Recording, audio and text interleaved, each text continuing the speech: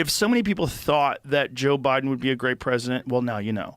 Now you know he's not, and now you know he really was in mental decline. Yeah. And, well, maybe you can make a better choice in 2024, and let's sort this out. Right. But as soon as he said, I'm going to run again, they're like, the fuck you are. Yeah. And then, I think this is the beginning of a bunch of things that'll probably come out about him. They flipped on him. And they'll turn on him. Yep. And then they'll put someone else in his place and Newsom waiting in the wings. Yeah, I mean, he's problematic because even they fucking hate him in California. How are they going to feel about him in Arizona? How are they going to feel about him? But it's like how much of it can be manipulated by the media.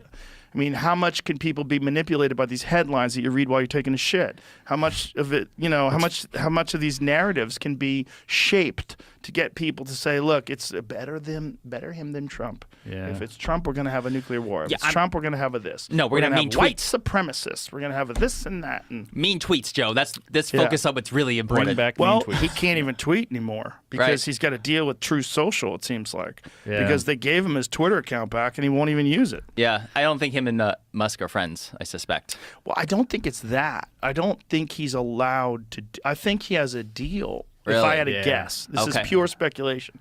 But he has his own social media network, and it's very valuable, right? So the only way that Truth Social is valuable at all is if he's not using Twitter. I see. If he starts using Twitter, I mean, he has like 29 million Twitter followers or something crazy like that. If he starts using that, no one's going to pay attention to Truth Social. Right. Like, why would I go over there and watch a bunch of QAnon wackos like scream about like Pizzagate when there's Twitter? I could just go to Twitter and read what he has to say and see him, arguing with people. Right. Meanwhile, the Taliban's on Twitter and they just bought blue check marks.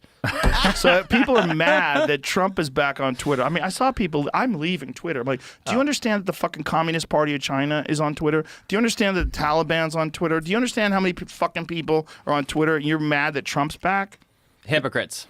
Well, it's just like when the guy's on Twitter and he says funny shit, people can attack him and they can go after him. That's what it's supposed to be. Yeah. It's supposed to be like he says something and then let someone from the left, let Elizabeth Warren go after him, or let this person go after. Let them duke it out. Don't fucking silence people. Right. Especially like this idea that it's dangerous to let him speak and communicate. What about you, motherfucker? Someone's going to say it's dangerous to have you speak. Yeah. Yes, it's going to come down to it. Like they're going to keep pushing it further and further and further until like you're going to have a very narrow window of communication, a very narrow lane of your ability to express yourself, and it's not going to accurately represent people, and they're going to whisper things in pubs and whisper things in coffee shops, and that's going to be the real truth. Yep, and this is like I was saying a few moments ago, which is that for decades throughout your life, we didn't have this censorship. People were allowed to say things. In worst case scenario, they got ridiculed and laughed at, and life went on, and everything was fine. The merry-go-round of life worked out just fine with everyone being able to say whatever they want to say. And now all of a sudden it's a problem. So they're conditioning the younger demographic to be like, you're right, this is dangerous misinformation. The younger demographic, these Gen Zs, they don't remember what I remember before, like the days before 9/11, being a senior in high school when that went down, and just how everything has slowly started changing since. They don't understand that freedom of speech was always a thing. There wasn't censorship, and everything was fine. And now they censor, and now you see problems. Well, there's also the problem that social media, for the most part, is controlled by the left. It's almost entirely owned and controlled by tech companies who are very progressive and educated and primarily lean left. They used to be the other way. For a long time, the tech, they blow with the wind a little bit in terms of political favor and right, but there's never been. But tech has always been different than social media. Yeah. Tech combined with social media, like that form of tech is the distribution of information tech. It's not tech like old school tech. Yeah, it's so different. Devin Nunes, the former California congressman who left office to run Donald Trump's app Truth Social, has remained quiet as the platform continues to be plagued with issues. It's his app. It's his, Devin Nunes? No. Donald Trump? Yeah. Yeah. Like he owned, his company runs it. Yeah. I think they have scaling issues. Well, that's more than a deal with it. Then, I'm sure someone paid for it. I'm sure he didn't buy it. Well, I was looking up. The CEO is I'm Devin sure he Nunes, owns it. and Devin Nunes left to run Trump's social media. Right, but do you think he basically funded it? I'm sure there has to be some sort of a deal. I would just imagine. That's what I was digging into. Because I would imagine there's investors. Like, say, if you're going to open up an app. Look, those apps don't do well. I mean, think about Gab and think about a lot of these other ones that they created, Getter. There's a lot of them they created. They just went away.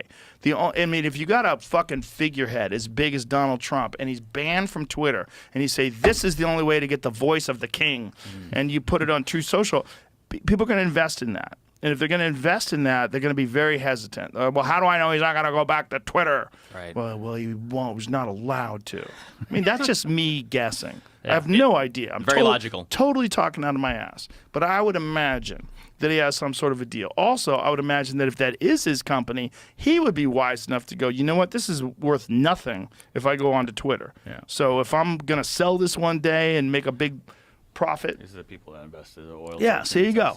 There you go. Look at all these people. 6.2 million. That guy invested 6.2 million. Oh my God, I want to sell you a bridge, buddy. Yeah, since they got like $1 billion. Security reported $1 billion. Oh my God. Yeah. It's worth $40. That's hilarious. But the money remains inaccessible pending a successful public launch. In the interim, Trump's media venture has put together about $38 million in debt, according to the SEC file. That makes sense. And that money didn't come from Trump himself, so who provided it? See, that's what I'm saying. The money didn't come from Trump himself. See, I guessed, and I was correct. Yeah. And Bingo. so let's look at all these people. So look at all these folks. Carl Pfluger. Hello, Carl. President of the Texas Oil Company. I bet he has a big hat and a fucking giant belt buckle. And he put $10 million toward Truth Social. Wow, that's a lot of money, Carl. Patrick Wall, CR Empire Holdings, company that manages multiple gym brands. $6.2 million. Kenny Trout. Texas, another Texas. Telecoms billionaire, donated to Trump before, forked over $4 million. Wow. Jesus Christ. People are all rich. That guy, the next guy, only 200 grand. Yeah. And 100 grand. So most of the people were like, yeah, they are rich, but still, that is not a wise use of money. Yeah. You know, they probably got their wife. You need to donate, honey. We need to get Trump back in office.